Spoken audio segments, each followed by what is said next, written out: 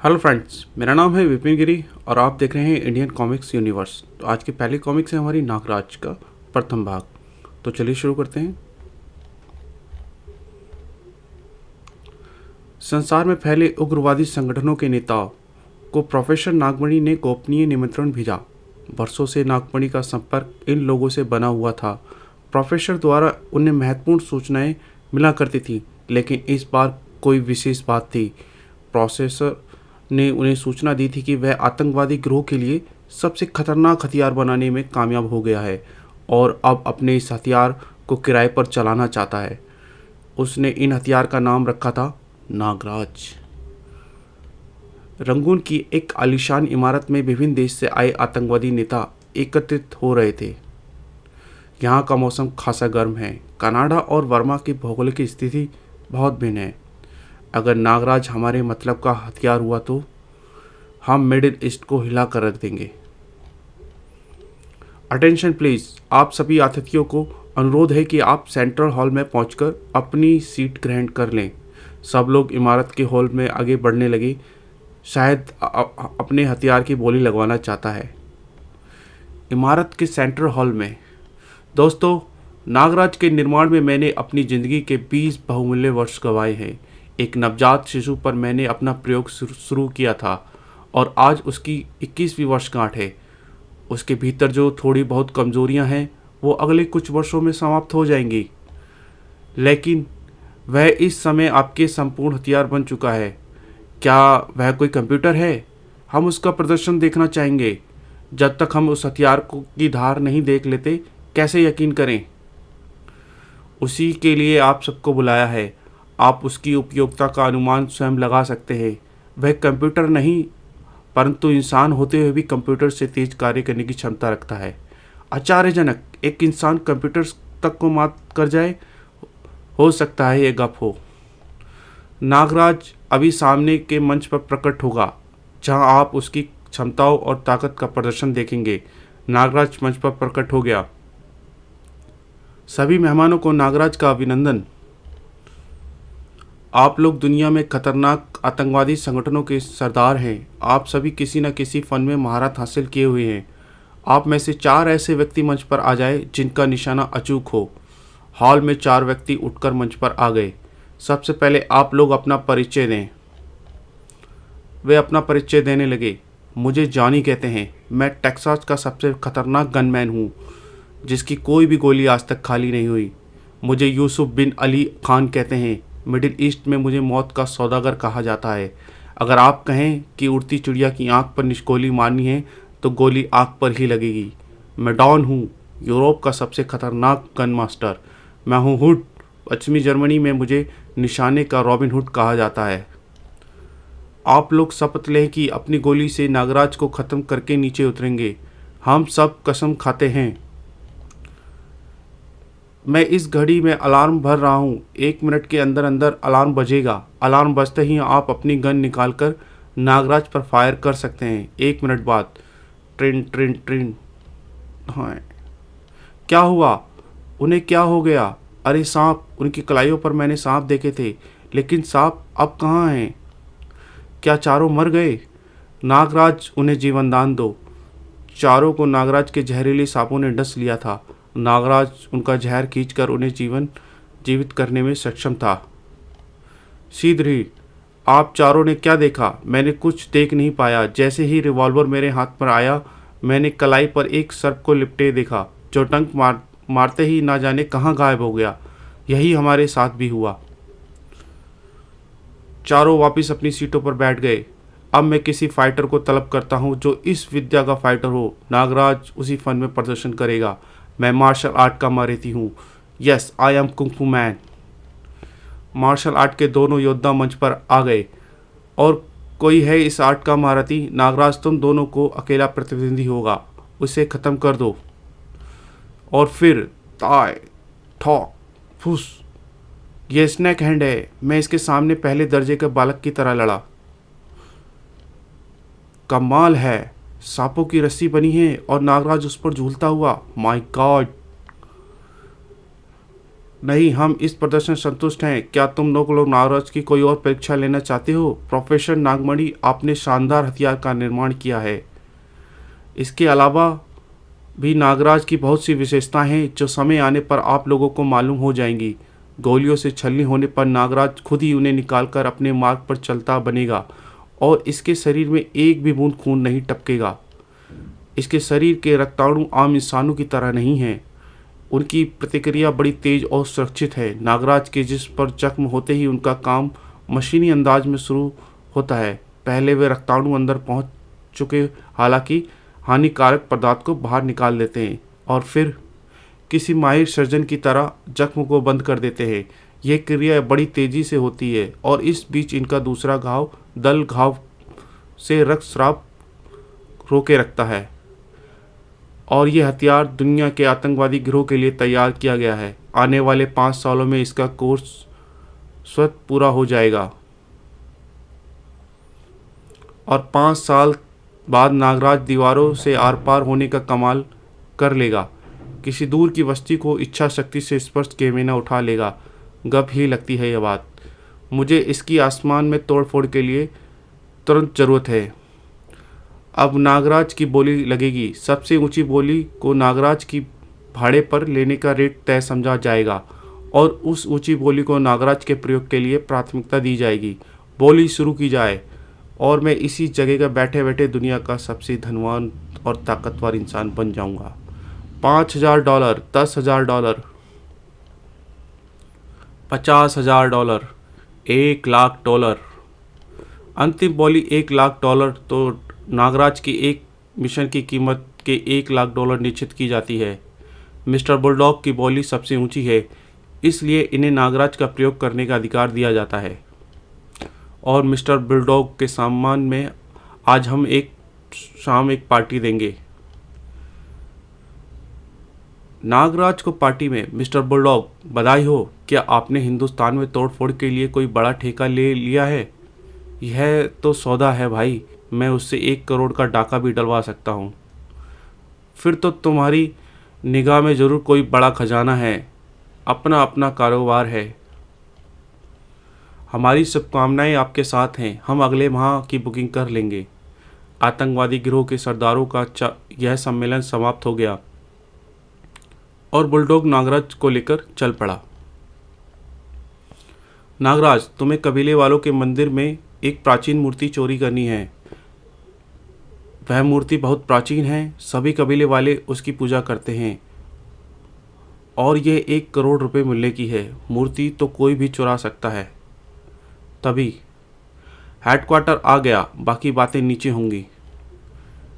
नागराज की मूर्ति चोरी करना इतना आसान होता तो कोई भी मूर्ति चोरी कर लेता। मुश्किल क्या है? कबीले के मंदिर में रखी वह मूर्ति पौराणिक है और कबीले के लोग उस मूर्ति के लिए प्राणों को भी बलिदान कर देते हैं।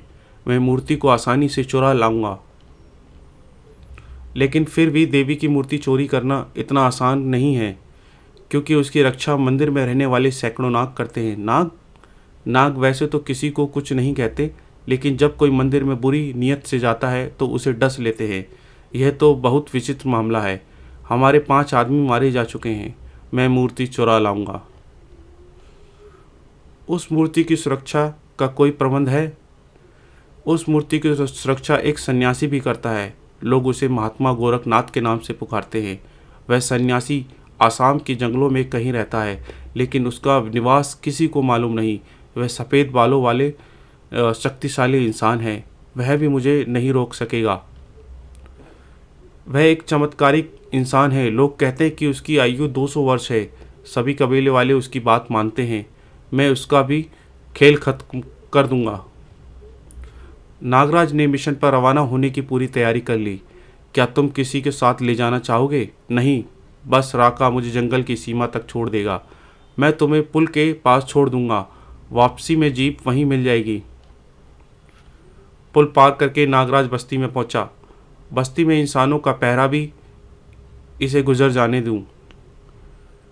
जागते रहो। बड़ी खतरनाक पहाड़ी पर खड़ी है इसकी पिछली दीवार। नागराज खुरदरी दीवार पर आसानी से चढ़ गया और फिर शीघ्र ही नाग रस्सी का प्रयोग करता हूँ। अब चलूँ नीचे मंदिर के प्रांगण में। नीचे पहुंचकर बाहर की कपाट बंद हैं और मैं अंदर आ गया। यह रहा दरवाज़ा। नागनंद नागराज का दायां हाथ। नागानंद, तुम जाकर पता लगाओ इसे अंदर से कैसे खोला जाता है। ओह, दरवाज़ा खुल रहा है। मेरे शागिर्द ने अपना कमाल कर दिखाया। बड़ा अलौकिक प्रकाश है ये। तभी फुस फुस, अरे नादानो, मुझ पर जहर उगल रहे हो। ठहरो, अभी चखाता हूँ मज़ा। नागराज के शरीर पर डसने वाला सांप पानी बनकर पिघल गया जाता है। देख लो नागराज पर जहर उगलने का अंजाम। बचे हुए नागराज की जहरीली फुकारों से धराशायी हो गए और फिर नागराज मूर्ति की तरफ लपका। लेकिन तभी यह मुकाबला जोरदार रहेगा। मेरी जहरीली फुकार का इस पर प्रभाव नहीं हो रहा। इसका मतलब ये किसी विशेष दर्जे का नाग है। दोनों में लड़ाई होती है। उफ, काफ़ी खतरनाक बला थी सचमुच। इस मूर्ति को चुराना आसान काम नहीं, लेकिन अब यह मूर्ति मेरे हाथों में है। अब यहाँ से चलना चाहिए। और फिर गश्त करते चौकीदार ने मंदिर के गुंबद पर प्रकाश देखा तो वह कौन है? मंदिर के गुंबद पर बस्ती में शंख और तुरही बज उठी, जो खतरे का संकेत था। ओह खतरा, मुझे इस बस्ती से तुरंत निकल जाना चाहिए। वह भाग रहा है, पकड़ो, घेर लो, जाने ना पाए। कबीलों को खबरदार कर दो, चारों तरफ से घेरा डाल दो। 3 तीर भालों बौछार चले पड़ी। सांप सांप, चारों तरफ से घेरा डाला जा रहा है। मशालों ही मशालें। हाय डिशुम साए, मुझे इन ऊंचे वृक्षों का सहारा लेकर इनके सिरों के ऊपर से गुजर जाना चाहिए। तभी नागराज उनके सिरों पे से ऊपर गुजरता हुआ, अरे कहाँ गया? वो देखो, उस पहाड़ पर है। कमबख्त पहाड़ी पर चढ़ रहे हैं। क्यों ना इन पर पत्थरों पर इन पर लुढ़का दूं। अब इन तीर भालों का कुछ नहीं होने वाला। सीधे ही नागराज पुल पर पहुंच गया। वहां जीप खड़ी थी। वह जीप में सवार हो गया। कुछ आगे बढ़ने पर ओह, सड़क पर पेड़ गिरा पड़ा है। गाड़ी आगे नहीं निकल सकती। इस पेड़ को सड़क से हटा दूं। ऐसे ऐसे पेड़ों को तो मैं उखाड़ कर फेंक सकता हूँ। पूरी ताकत लगाने के बाद भी पेड़ टस से मस नहीं हो रहा। कोशिश करो, शायद तुम इसे हटाने में सफल हो जाओ। जब तक इस पेड़ की शाखा पर मेरा पाँव जमा है, तुम इसे उठा नहीं सकते। यह तो कोई सन्यासी है, सफ़ेद बालों वाला। यह पेड़ तुमने गिराया है? हाँ, मैंने गिराया है और इसे हटा सकता हूँ। तुमने ऐसा क्यों किया? वह मूर्ति मुझे चाहिए। ओह, ये बात है। मेरा रास्ता रोकने में का अर्थ जानते हो? तुम जैसे इंसान का कोई रास्ता नहीं है। तुम भटके हुए इंसान हो। कहीं ये बाबा गोरखनाथ तो नहीं? तुम सही सोच रहे हो बालक, मैं ही गोरखनाथ हूँ। ये मूर्ति वापस मंदिर में जाएगी। मैं तुम जैसे साधु संतों की हत्या नहीं करता, इसलिए बेहतर है कि इस पेड़ को हटा दो और मुझे जाने दो। लो, मैं तुम्हारी यह इच्छा भी पूरी कर देता हूँ। पेड़ हट गया। अब मूर्ति मेरे हवाले कर दो और फिर तुम जा सकते हो। यदि तुमने मेरा कहा ना माना तो फिर मैं तुम्हें अपने साथ ले जाऊंगा और फिर तुम्हें दंड दिया जाएगा। देखता हूँ तुम मुझसे मूर्ति कैसे हासिल करते हो। मैं जा रहा हूँ। लेकिन ओह, मेरे गले में फंदा। तभी नागराज सांपों को छोड़ता है। मेरे सारे नाग वापस पलट रहे हैं। मेरे कंधे पर काला नेवला बैठा है। काला नेवला? सिकागी वह रस्सी तोड़कर फरार होना चाहता है। शिकागी नेवले का धारक बहुत बड़ा जादूगर होता है। मैं इसकी असीमित शक्ति का मुकाबला नहीं कर सकता। मुझे भाग जाना चाहिए। शिकागी नागराज के चारों तरफ घूमने लगा। ओह, इसने मेरे चारों तरफ जादुई लकीरें खींच दी है। तभी गोरखनाथ का डंडा नागराज के सर पर पड़ता है। भटके हुए लोगों को सही मार्ग दिखाना उनके लिए सबसे बड़ा दंड है। अगर यही इंसान अपनी शक्ति का प्रयोग मानवता की रक्षा के लिए करे तो लोग उसकी पूजा करेंगे। महात्मा गोरखनाथ ने वशीकरण विद्या द्वारा नागराज के दिमागी हालात को जानने शुरू कर दिए। नागराज, तुम नागमणि जैसे शैतान के गुलाम हो। उसने तुम्हें बनाया है, इसका मतलब तुम्हारी अपनी कोई स्वतंत्र हस्ती नहीं। सबसे पहले मुझे यह जानना होगा कि तुम्हारा निर्माण कैसे हुआ। तुम्हारे मस्तिष्क के चित्र अब मेरे मस्तिष्क में उजागर होंगे। नागमणि इच्छाधारी सांप पकड़ना चाहता था। वह सांपों का विशेषज्ञ था और सांप पकड़ने के लिए जंगलों में भ्रमण करता था। एक दिन वह जंगल में पहुंचा तो यह तो किसी नाग देवता का पुराना मंदिर मालूम पड़ता है। नागमणि को किसी बच्चे के रोने की आवाज़ सुनाई दी। वह मंदिर में दाखिल हो गया। अरे बच्चा, ओह कितना प्यारा है बच्चा, मैं इसे पालूंगा। फिर जैसे ही नागमणि ने बच्चे को गोद में लिया, एक नाग फुफकारता हुआ इसके मंदिर में आ खड़ा हुआ। यह तो इच्छाधारी नाग है, मेरी आंखें धोखा नहीं खा सकती। और तभी इच्छाधारी ने इंसानी रूप धर लिया। मेरे दर्शन बहुत मुश्किल से प्राप्त होते हैं। ए इंसान, तू जो भी है, गौर से मेरी बात सुन। एक लड़की मेरी पुजारिन थी। किसी ने उसके साथ अत्याचार किया और परिणाम स्वरूप यह बच्चा पैदा हुआ। मरने से पहले उसने इस बच्चे को मेरी शरण में छोड़ दिया। तब से यह बच्चा इसी जगह है। मुझे इस बच्चे के संरक्षण की ज़रूरत थी। इसे पाल पोस कर जवान कर और इसे अपनी माँ के साथ हुए अन्याय का बदला लेने के लिए काबिल बना सकूं। मुझ पर विश्वास करें, मैं इसे वैसा ही बना दूंगा जैसा आप चाहते हो। मैं इस बच्चे को पराक्रमी और बलवान बनाना चाहता हूँ। आज से 20 वर्ष बाद तुम इसे इसी जगह लाना। मैं तुम्हें मृत अवस्था में मिलूंगा। तुम मेरे कंठ की से विष की थैली निकाल लेना और मेरे शरीर का भस्म बनाकर इस बच्चे को खिला देना। इसमें एक दिन मेरे जैसे योग्यताएं स्वतः पैदा हो जाएंगी। और फिर नाग सांप के रूप में परिवर्तित हो गया। परंतु याद रहे, मेरी भस्म बनाकर खिलाने से पहले इस बच्चे को 1000 जहरीले सांपों से डसवाना होगा। हल्के जहर से तुम इस पर प्रयोग करना। और सबसे अंत में तुम मेरे कंठ से निकली जहर की थैली से इसके शरीर से मालिश करोगे। थोड़ा सा जहर इसकी जीवा से स्पर्श कराओगे। और जब यह नागराज बन जाएगा, सांपों की कोई भी नस्ल इसे पराजित नहीं कर सकेगी। ठीक है, मैं ऐसा ही करूँगा। और नागराज ने उस बच्चे को प्रयोग शुरू कर दिया। स्नैकमैन, यह मेरे जीवन का सबसे बड़ा आविष्कार होगा। जिस तरह राजा विष कन्या बनाते थे, मैं विष नर बनाऊंगा जिसके 1000 सांप गुलाम होंगे। नागमणि ने उस पर अपने जहरीले सांपों का प्रयोग प्रारंभ कर दिया। इसमें गजब की क्षमताएं पैदा होती जा रही हैं। धीरे धीरे इसकी क्षमताएं बढ़ती जाएंगी। नागमणि के घर में ही नागराज बड़ा हुआ। अब वह वक्त आ गया है जब इच्छाधारी की भस्म इसे खिलाई जाए। ओह अभूतपूर्व, इसके जिस्म की रंगत बदलने लगी है। कुछ दिन बाद यह एक खौफनाक नाग की तरह नजर आ रहा है जिसका चेहरा इंसानों जैसा है। मैं सफल हो गया नागराज। अब मेरा अंतिम प्रयोग बाकी है। नागराज के जिस्म पर इच्छाधारी सांपों के जहर का मालिश की गई, लेकिन मुझे इसके ब्रेन पर कंट्रोल करना होगा।